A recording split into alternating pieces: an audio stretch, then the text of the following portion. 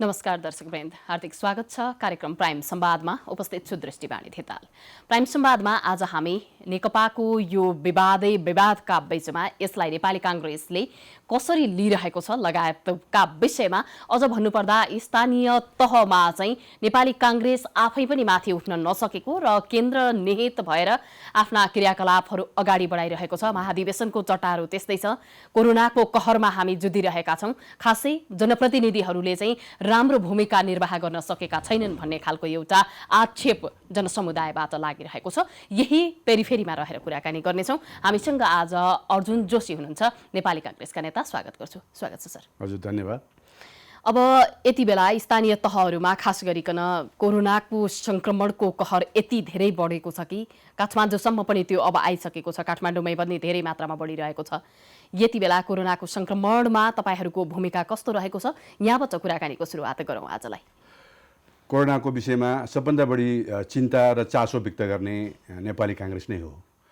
जति बेला WHO ले नेपाललाई उच्च जोखिममा राखेको थियो र सरकार भन्दै थियो, सरकारका पर्यटन मन्त्री त अझ नेपाल चाहिँ कोरोना फ्री जोन हो भनेर उहाँ चाहिँ संसारभरि पर्यटक पहिलो अवस्था त त्यस्तै थियो नि त, विश्वमा संक्रमण फैलिसक्दा नेपालमा कांग्रेसको कुरा तपाईले गर्नुभएको हुनाले यसले कांग्रेस नै हो जुन पार्टीले यसको गम्भीरतालाई सरकारलाई चाहिँ गरेको आह्वान गरेको, सरकारलाई सतर्क बनाएको मात्रै होइन, सरकार यस विषयमा चाहिँ एकदम 1 पोइन्ट फर्मुलामा लाग्नु पर्यो। कोरोना नियन्त्रणका लागि हामीले हेलचक्राइ गर्न भएन र हामी यसका लागि हर तरहको सहयोग गर्न तयार छौँ। प्रतिपक्ष भइकन पनि हामीले प्रतिपक्षीय रूपमा छुट्टै आफ्नो भूमिका निर्वाह नगरिकन कोरोना नियन्त्रणका लागि वन रोड पोलिसी जुन सरकार ल्याएको छ, एक द्वार प्रणालीबाटै सरकार चाहिँ जाओस्, हाम्रो तर्फबाट हर तरहको सहयोग हुन्छ भनेर हामीले पहिलो पटक 50 लाख रुपैयाँ कोरोना कोषमा सहयोग गरेका हौँ। सायद त्यसपछि अरूले गरेको पनि छैन होला। स्थानीय समन्वय समितिको संयोजक पनि हुनुहुन्छ तपाईँ। म स्थानीय यो भएको नाताले पनि तपाईहरुको भूमिका चाहिँ धेरै नै हुन्छ। म त्यसैमा आउँदैछु।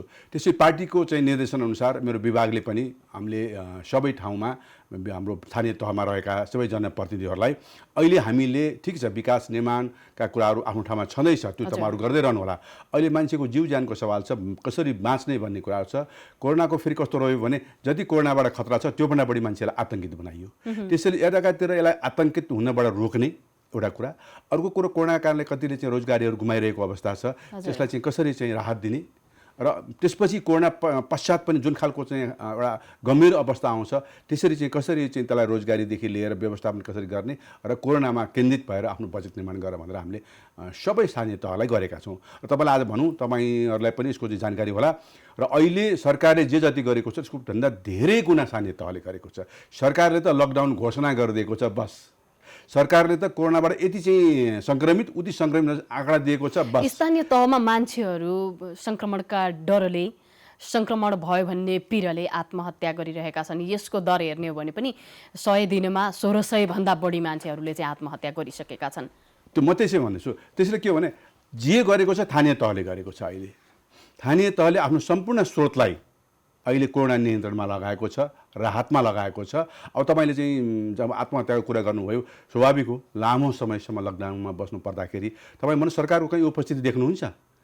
यो सरकारको जिम्मेवारी होइन। अहिले तपाईँले जुन प्रश्न मलाई गर्नुभएको छ त्यही प्रश्न हामी जनताले सरकारलाई गरिरहेको छ। यसरी लकडाउनको अवधिमा मान्छेले खान पाएको छैन, चाहिनेभन्दा बढी आतंकित गरिरहेको छ, उपचारको विधि छैन, उपचार त अब विधि नै छैन, परीक्षण पनि छैन। WHO भन्दैछ, अदालतले आदेश गर्दैछ कमसेकम कोरोनाबाट पोजिटिभ देखिएका केसलाई चाहिँ अर्को पटक नेगेटिभ नआएसम्म घर नपठाऊ। सरकार के भन्छ? होइन, उसको चाहिँ कुनै लक्षण देखिएको छैन भने ऊ क्वारेन्टाइनबाट सिधै घर जान पाउँछ। यसरी सरकार आफै आतंकित गरिरहेको छ, सरकार आफै चाहिँ कोरोना फैलाइरहेको छ। तर त्यसका बावजुद पनि कांग्रेसले आफ्नो केन्द्रदेखि वडा तहसम्म, तपाईँले गाउँ गाउँमा पनि घर घरमा हामी चाहिँ राहत बाँड्न जाँदै थियौँ। तपाईँकै चाहिँ प्राइम टिभीले पनि कतिपटक यो सञ्चार माध्यमले कांग्रेसका कार्यकर्ताहरूले, कांग्रेसको स्थानीय तहहरूले, निकायहरूले, पार्टीका स्थानीय तहहरूले राहतहरू बाँडिरहेका थिए। तर त्यो एकद्वार प्रणाली नहुँदाको अवस्थामा फेरि यो चाहिँ कहीँ रिपिटेसन होला, ठिक ठाउँमा नपुग्ला भनेर हामीले अहिले फेरि एकद्वारको प्रणाली कति चाहिँ हामी राहत बढेका छौँ, कति स्वास्थ्य सामग्रीहरू बढाएका छौँ, नगदहरू बाँडिरहेका छौँ, स्थानीय तहले गरिरहेको छ। कांग्रेस केन्द्रदेखि तल्लो तहसम्म पनि यो कोरोना नियन्त्रणका लागि जनताका साथमा कांग्रेस छ। यो जसले पाउनुपर्ने हो उनीहरूले राहत पाएनन्, यसमा पनि अलिकति आफ्ना आसेपासेलाई चाहिँ पोषियो भन्ने खालका कुराहरू पनि आएका थिए। त्यो हाम्रो प्रश्न सरकारलाई हो। त्यो त्यो हामी तपाईहरुबाट प्रश्न पनि गरेका भएको थियो नि, तपाईहरु होइन, पनि होइन, घर हामीले घर पुग्नु सुन्नु, भएको हामीले थियो, अहिले मैले डिस्टेन्स भने त, मेन्टेनका मैले कुराहरू भएको थिएन, यसले पनि जोखिम त बढाएको मैले थियो। अघि भने त हामीले सुरुमा के गर्यौँ भने सरकारले यस्तै गर्छ, सरकारले दिनुपर्नेलाई दिँदैन, आफ्नो आशैपाशे र आफूलाई आफ्नो विचारसँग समर्थकलाई मात्र दिन्छ भन्ने शङ्का लागेरै केही तहमा हामीले चाहिँ ठाउँ ठाउँमा कतिपय जिल्ला गाउँमा हामीले आफ्नो ढङ्गबाट पनि बाँड्न थाल्यौँ र त्यो हाम्रो पनि प्रस्ताव आयो फेरि। त्यसैले होइन हामी नगरौँ, अब नगरौँ, हामीले जे गर्नुपर्ने हो सरकारको एकद्वार प्रणालीबाट गरौँ। आखिर सरकार त हो नै, बदमासी गरे पनि ठिक गरे पनि बेठी गरे सरकार त छ नै, सरकार मार्फत जाउँ भनेर भनिरहेका छौँ। सरकार मार्फत एकद्वार प्रणालीले जसले पाउनुपर्ने हो त्यहाँ पुगोस्, उपचार चाहिँ के अरे नभए पनि परीक्षणको कुरो सबै होस्, हर कुराको सहयोग गर्दाखेरि सरकार फेरि पनि गरिरहेको छैन। हामी बारम्बार चाहिँ गरिरहेका छौँ, ठाउँ ठाउँबाट ती प्रश्नहरू आइरहेका छन्, तर पनि यति बेला अब नेकपाभित्र जुन किसिमको एउटा गुट उपगुटको एउटा राजनीति भइरहेको छ, त्यो तपाईहरुमा पनि एकदमै धेरै भएको एउटा अभ्यास हो। तपाईहरुको अभ्यास र नेपाली कांग्रेससँग जोडिएका वर्षौंदेखि सँगै राजनीति गरिरहेका नेकपाभित्रको यो अभ्यासलाई चाहिँ कसरी हेरिरहनु भएको छ? यो गुट उपगुटको राजनीतिले नेपाली राजनीतिको श्रृङ्खलालाई उचाइमा पुर्याउन सक्छ? एउटा कुरो के हो भने एउटा कुनै पनि राजनीतिक जीवन्त राजनीतिक पार्टीहरूमा खेमाहरू हुन्छन् नि, विचारहरूको चाहिँ अन्तर्द्वन्द्व त्यहाँ हुन्छ नि, स्वाभाविक हो। त्यो तपाईँको नेकपा मात्र सिद्धान्त एउटै भएपछि पनि त्यो वैचारिक द्वन्द्व भइरहनु आवश्यक प्राप्ति गर्ने एउटा त विचार नै कुन बाटोमा विचारकै विषयमा पनि छ। तपाईँ अहिले नेकपाकै कुरो, काङ्ग्रेसमा त्यो विचारका विषयमा कहीँ पनि हैन, कांग्रेसमा पनि गुट र उपगुट त एकदमै धेरै भएको। त्यो गुट अर्को सत्ताका लागि होला, भएको चाहिँ एकदमै अलगै व्यवस्थित मर्यादित देखिन्छ। यो प्रतिपक्षको भूमिका निभाइरहँदाखेरि तपाईहरु पनि कमी कमजोरीहरु त मेरो कुरा सुन्नुस्, स्वीकार्नु हुँदैन। कांग्रेस भित्र पनि छ, मैले कहाँ छैन भनिरहेको छैन। त कांग्रेस भित्रको चाहिँ विवाद के वैचारिक होइन, वैचारिक होइन, पदका लागि होला, आफू कसरी शक्तिशाली बन्ने भन्ने होला, कुन बाटोबाट त्यो त झन् एकदमै निन्दनीय भयो नि त। वैचारिक द्वन्द्व त बरु एक हदसम्म होइन, त्यो पनि हुन्छ, कहाँ हुँदैन। तपाईँ संसारको कुन ठाउँमा तपाईँले हेर्नुहोस्, अमेरिकामा राष्ट्रपतिको चाहिँ चुनाव हुँदै गर्दाखेरि डेमोक्रेटिक पार्टी हुनुहोस् कि रिपब्लिकन पार्टी हुन्, तलैदेखिबाट दुईवटा पक्षले चाहिँ आफ्नो जनमत बनाउँदै बनाउँदै भोटिङ हुँदै हुँदै हुँदै माथि आएर जसको पक्षमा चाहिँ अन्तिम जनमत हुन्छ ऊ राष्ट्रपति यहाँ लड्ने हो। त्यो कुन पार्टीमा हुँदैन त्यस्तो कुराहरू, सबै पार्टी। तपाईँ भन्नुहोस् न, प्रजातन्त्रको चाहिँ सुन्दर पक्ष भनेकै त्यही हो, त्यो विभिन्न विचारहरू हुन्छन्। प्रजातन्त्र भनेकै त्यही हो, विभिन्न विचारहरूका बिचमा मन्थन हुन्छ, विभिन्न चाहिँ सोच र बाटोहरू, कुन बाटो जाने भन्ने विषयमा, यो बाटो छोटो छ कि यो बाटो चाहिँ सुरक्षित छ कि यो बाटोले ठिक समयमा गन्तव्यमा पुगिन्छ कि, त्यो छलफल भएन भने त्यो आर्मी चाहिँ रेजिमेन्टेड पार्टी त होइन नि। आर्मीको कमान्डरले आदेश गरेर यस गो अहेड ठोका गोली भनेर चाहिँ जाने, त्यसलाई चाहिँ त्यो पार्टी होइन। पार्टी भने छलफल हुन्छ, होइन लिडरले यो बाटो भन्छ, कार्यकर्ताले होइन यो बाटो भन्दा यो बाटो सुरक्षित छ, यो बाटो भन्दा अझै यो चाहिँ खतरामुक्त छ, यसले चाहिँ ठिक ठाउँमा पुगिन्छ।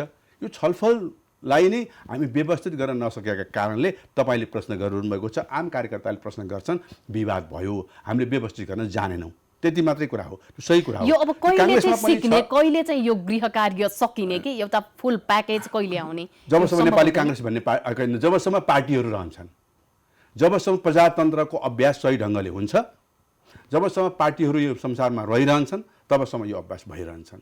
खालि यति मात्रै कुरा हो कि जसले राम्रोसँग व्यवस्थापन गर्न सक्छ त्यसले ठिक ठाउँमा परिणाममा पुग्छ। तपाईँले विकसित मुलुकमा पनि यस्ता गुटहरू उपगठहरू द्वन्द्वहरू तपाईँको चाहिँ इन्डियामा छिमेकी मुलुकमा छैन। भाजपामा केही सबै एउटा जे छ विचार त्यसैमा छ, त्यसभित्र फरक फरक मत छैन। अमेरिकामा छैन, बेलायतमा छैन, त्यो जहाँ पनि हुन्छ।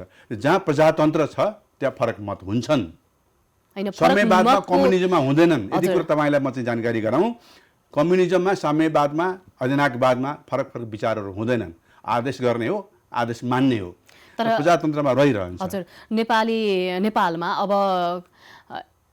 कम्युनिस्टको सिद्धान्तलाई मानिरहेको पार्टीभित्र पनि त यो खालको अन्तर्द्वन्द्व, यो खालको गुट उपगुट देखिन्छ।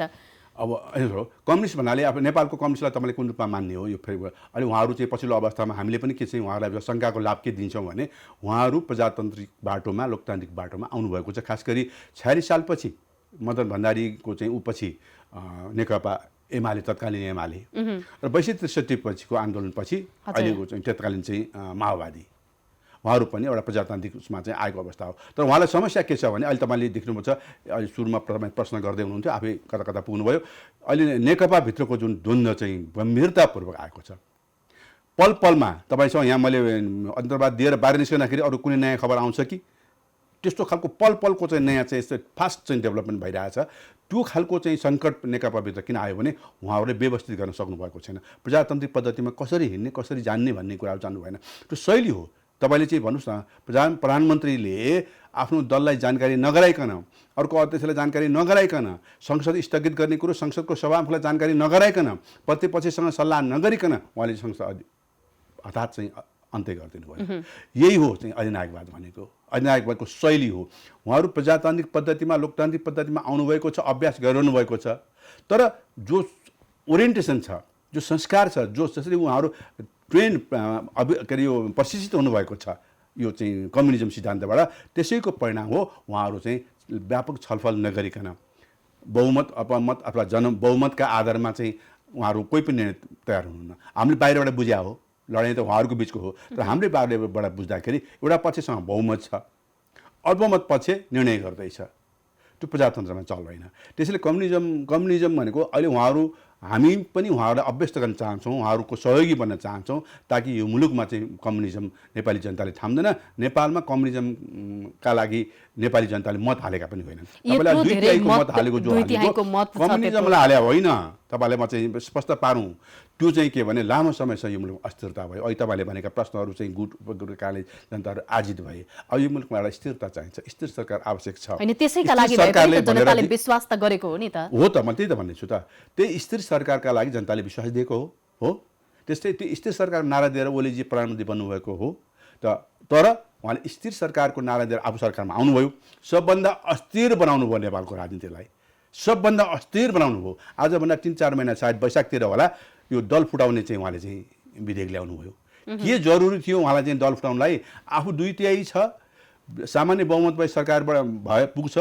2/3 हाराहारीमा भएको मान्छे पार्टीलाई अरूको पार्टी किन फोड्न जानु पर्यो उहाँलाई? अथवा आफ्नै पार्टी पो फोड्न खोज्या हो कि? अस्ति त्यस्तै भयो, व्यापक विरोध भयो, पछि हट्नु भयो। अहिले पनि के कुरा आउँदैछ भने संसद चलिरहेको अवस्थामा त त्यो संसदबाट पास गर्नुपर्छ त्यो कानुन, त्यो अध्यादेश ल्याउनका लागि, फेरि पार्टी फोड्नका लागि सजिलो हुने गरी अध्यादेश ल्याउनका लागि यो संसद हठात रूपमा चाहिँ अन्त्य गरिएको। अब ओलीको चाहिँ यसपछिको अवस्था कस्तो रहने? तपाईहरू प्रतिपक्षको भूमिकामा हुनुहुन्छ, तपाईहरूको भूमिका जस्तो सुकै होस्, तपाईहरूले आज राजनीतिज्ञ एउटा नेताले त्यसको आलोचना समालोचना गर्दाखेरि दुवै पक्षमा रहेर कुरा गर्दाखेरि उहाँको अवस्था अब कस्तो हुन जान्छ? उहाँको अवस्था त यसो हो, अब उहाँ एउटा पुरानो राजनीतिक व्यक्ति हो, उहाँ पनि लामो चाहिँ आन्दोलनबाट खारिएर आएको व्यक्ति हो। उहाँको भोलिको भविष्यको लागि म अहिले नै अनुमान गर्न सक्दिनँ र मैले अनुमान गर्न पनि हुँदैन उहाँको भोलिको भविष्य कस्तो रहन्छ भनेर। तर एज अ प्रधानमन्त्रीको कुरामा मेरो पनि हक लाग्छ उहाँको विषयमा बोल्ने। दलको नेताको विषयमा मेरो धेरै हक नलाग्ला। प्रधानमन्त्रीको जहाँसम्म सम्पर्क छ मेरो पनि चाहिँ बोल्ने हक लाग्छ, तपाईँ हामी सबैको हक लाग्छ। त्यो प्रधानमन्त्रीको रूपमा जुन रहनुभयो उहाँले न चाहिँ संविधानलाई पालना गर्नुभयो, न उहाँले आफ्नै पार्टीको घोषणापत्रलाई चाहिँ लागू गर्नुभयो, न उहाँले आफ्नो पार्टीभित्र चाहिँ विश्वास लिन सक्नुभयो। जसको आफ्नो पार्टीभित्र चाहिँ विश्वास गरिँदैन, विश्वास गुमाउनु भएको छ। तपाईँले हेर्नुहोस्, अहिले कुनै जमाना थियो ओलीलाई गाली गर्यो भने हामी राजनीति गऱ्यौँ, हामी काङ्ग्रेसहरू कहिले काहीँ चाहिँ प्रधानमन्त्रीको ओलीजीको कुरो गाली गर्दाखेरि अरिङ्गाल चाहिँ हाम्रा विरुद्धमा जाइ लाग्थे। अहिले ओलीलाई तपाईँले तारिफ गर्नुहोस्, ओलीजीले ठिक गर्नु, आफ्नो प्रधानमन्त्री ठिक गर्नु भन्यो भने अरिङ्गाल चाहिँ फेरि हामीमाथि खनिन्छन्। उहाँको तारिफ गर्यो भने जनता उहाँको साथमा छैन, संविधानको अनुकूल काम गर्नुभएको छैन, पार्टी उहाँकोमा छैन, उहाँको घोषणापत्र अनुरूप उहाँले काम गर्नुभएको छैन। त्यसैले अहिले उहाँ नितान्त मलाई लाग्छ नेपालको इतिहासमा सबभन्दा, किनभने अल्पमतमा भएर सरकार चाहिँ अत्यन्त अल्पमत भएर जसोतसो अर्कासँग जोडजाड गरेर चलाउनु पर्ने सरकारको असफलता र 2/3 हाराहारीमा स्थिर रूपमा रहेको चाहिँ दलको चाहिँ नेताको रूपमा चलाएको प्रधानमन्त्रीको रूपमा कम्पेरिजन हुन सक्दैन। त्यसैले यस्तो स्थिर अत्याधिक कम्फोर्टेबल चाहिँ बहुमतमा रहेको प्रधानमन्त्रीले जुन ढङ्गले काम गर्नुभएको पर्ने थियो त्यो नभएको कारणले गर्दा सबभन्दा नेपालको इतिहासमा एउटा असफल प्रधानमन्त्रीको रूपमा अहिले चाहिँ नेपाली जनताले चाहिँ त्यसरी बुझिरहेको अवस्था देख्छु। हजुर, नेपाली काङ्ग्रेसले पनि त्यसै गरी चाहिँ समर्थन गरिरहेको छ। हामी त प्रतिपक्ष उहाँलाई असफल भन्नु भने उहाँ सिङ्गो पार्टीको नीतिको कुरो, हामीले त केवल व्यक्ति मात्रै जोड्दैनौँ। प्रतिपक्षको भूमिका जहिले पनि निकै नै लचकदार हुने गर्छ है, जसरी बोल्दिए पनि भयो, जति बोल्दिए होइन। तपाईँले मलाई लाग्दैन यो यसैले बुझ्नमा कठिनाइ भयो, बुझ्नलाई अन्तर भयो।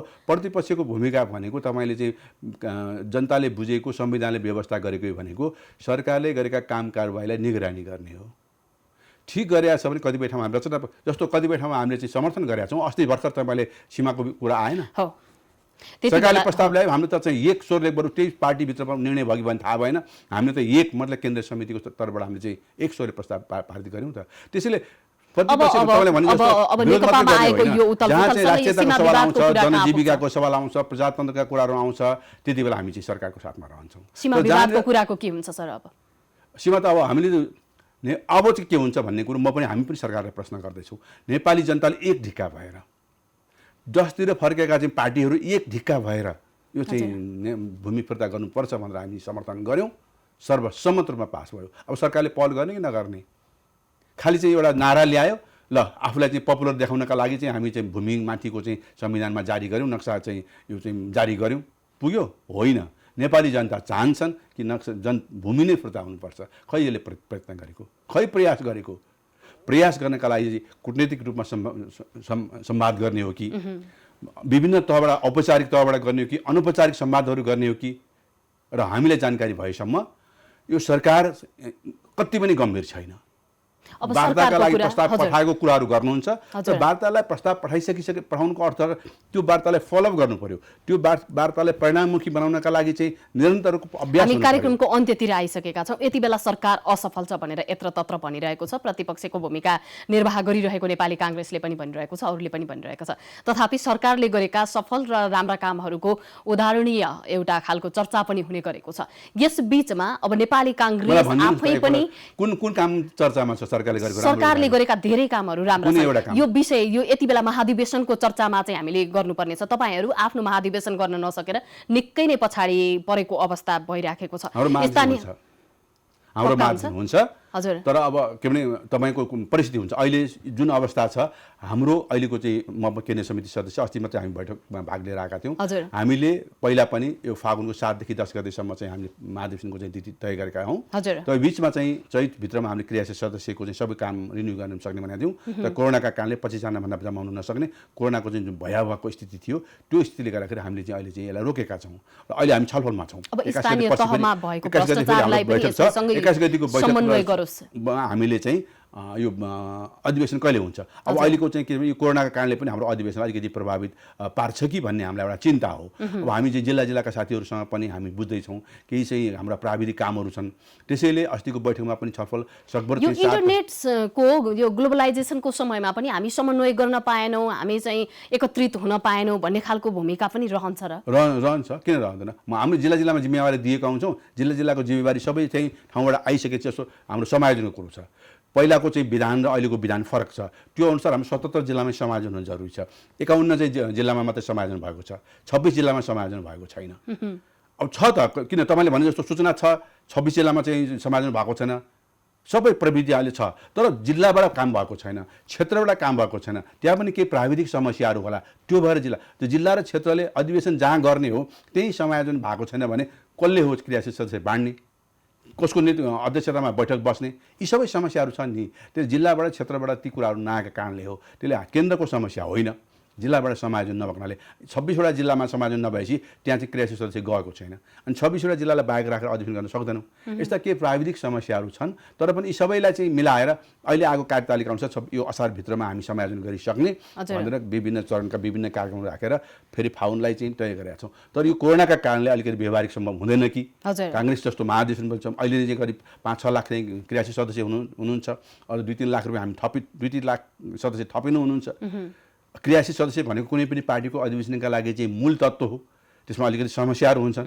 ती सबै मिलाउँदाखेरि ठिकै छ, 7 गतेदेखि 10 गते हुँदैन भने 20 गतेदेखि 22 गते होला, तर पक्का हुन्छ। यहाँहरूलाई धेरै धेरै शुभकामना। नेपाली काङ्ग्रेसको इतिहासको गरिमालाई यहाँहरूले यसै गरी उचाल्नुपर्ने अवस्था नरहोस्, आगामी दिनमा प्रभावकारी र संयमित हुँदै जानु। तपाईँको टेलिभिजन मार्फत म आम चाहिँ नेपाली आमा बाबा दिदीबहिनीलाई विश्वास दिलाउँछु, काङ्ग्रेसले जुन कठिन रूपमा काङ्ग्रेसको जन्म भएको थियो, लोकतन्त्र बचाउनको लागि, नेपालीका लागि, नेपालका लागि जन्मेको पार्टीले आजका मितिसम्म कहीँ जनतालाई धोका दिएको छैन, नेपालको राष्ट्रियतामाथि धोकाबाजी गरेको छैन।